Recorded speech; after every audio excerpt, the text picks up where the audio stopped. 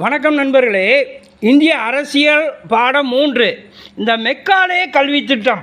மெக்காலேன்றவனுக்கும் இந்திய நாட்டு மேலே அவனுக்கு என்னையா பற்று?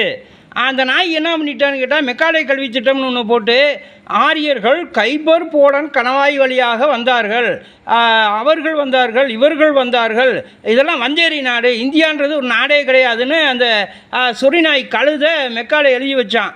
அதை பார்த்துட்டு தான் நம்ம அருமை அண்ணன் மதிமுக தலைவர் வைகோ அவர்கள் என்ன பண்ணிட்டார், இந்தியான்றது ஒரு நாடே கிடையாது, நான் தமிழ்நாட்டின் முதலமைச்சரானா யூனியன் ஆஃப் ஸ்டேட் அமெரிக்கான்னு சொல்கிறாங்களே, அந்த மாதிரி யூனியன் ஆஃப் ஸ்டேட் இந்தியான்னு உருவாக்குவேன் அப்படின்னெல்லாம் சொன்னார்.